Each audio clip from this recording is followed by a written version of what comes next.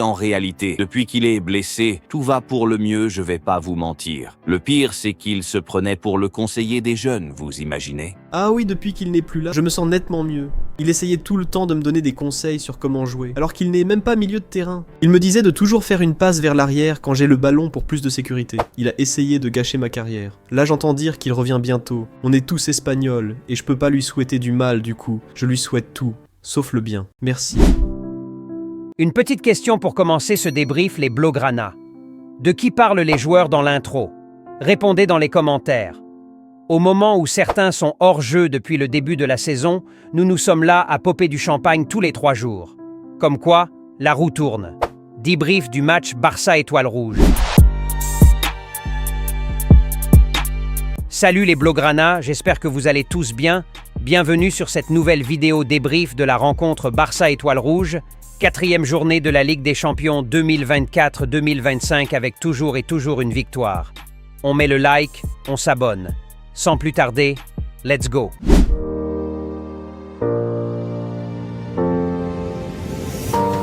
Nous sommes tous Blaugrana et c'est notre devoir d'aimer tous nos joueurs, mais je vous le dis, j'attends de pied ferme celui qui va me parler d'aimer ce gars. La violence n'a jamais été mon truc, mais seulement pour ça, je peux devenir très violent. Imaginez-vous, nous sommes juste à la 2e minute de jeu, le gars est déjà en train de tirer le maillot de son vis-à-vis. Imaginez s'il prend un carton rouge dès la 2e minute de jeu.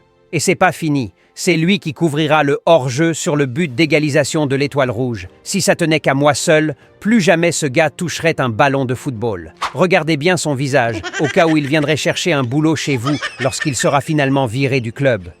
Le gars est trop nul, je vous le dis.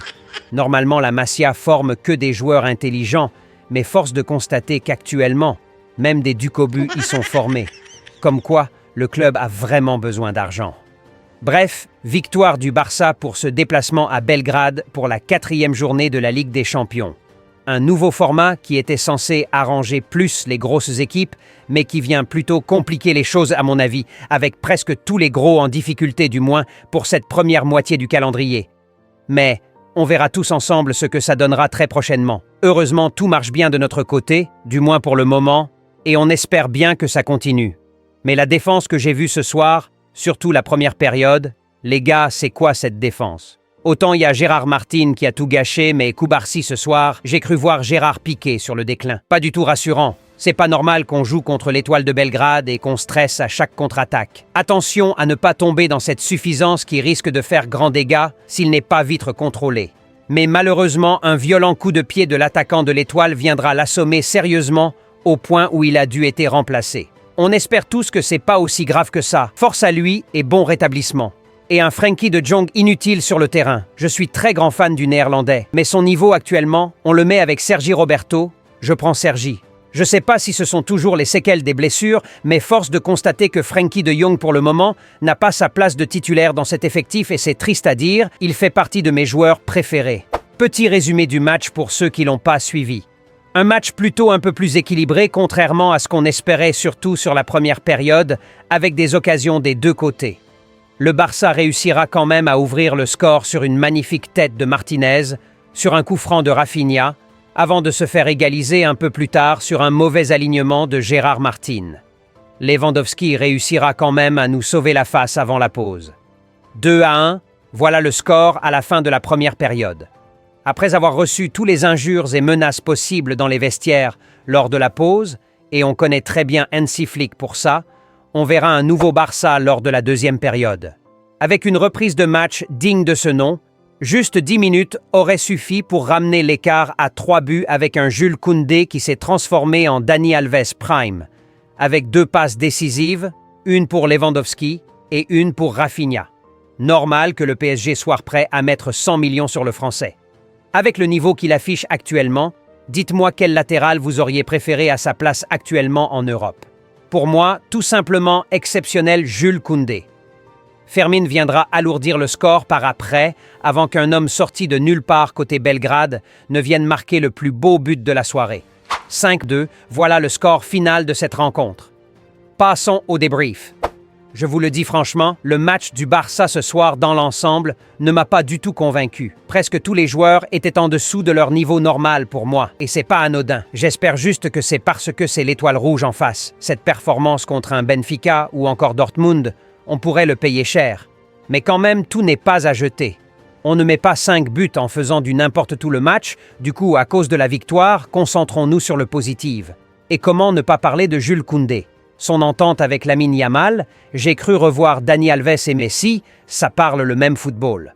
Top performance du Français, qui a encore prouvé ce soir qu'il fait partie des meilleurs latéraux au monde actuellement. Et Casado sur la continuité de ses top performances, tout simplement inarrêtable ce joueur. Partout où il y avait le ballon, il était là. Et même dans les sorties de balles, tout simplement made in la Masia.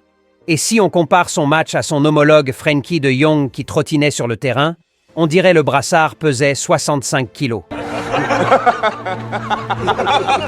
Franchement, c'est le jour et la nuit. J'espère qu'on retrouvera notre Frenkie de Jong pour qui on a longuement milité pour qu'il ne soit pas vendu. Sinon, si c'est cet homme-là qui sera notre nouveau de Jong, moi-même j'irai chercher sa valise au cas où Laporta cherchera à le vendre. Lamine Yamal toujours dans la continuité de ses top performances. Le gars touche le ballon, tu sens en même temps que c'est un autre niveau. Je comprends plus pourquoi Hansi Flick le fait plus sortir, même si le match est plié. Je crois qu'on doit le protéger plus que ça. Lewandowski qui a finalement mis son doublé après avoir raté 55 occasions. En tout cas, il aura fait son match quand même ce soir. Et Rafinha qui a mis son petit but aussi tranquille. Rien à dire.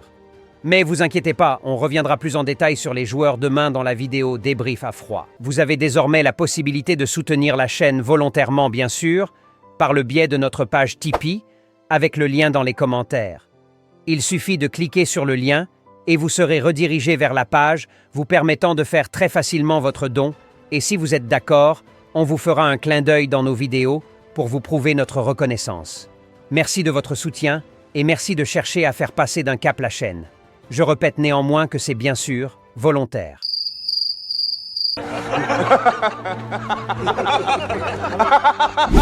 Pour le jeu pronostic, malheureusement pas de gagnant ce soir. Normal aussi puisque personne n'aurait pu prédire que le Barça encaisserait 2 buts contre Étoile de Belgrade.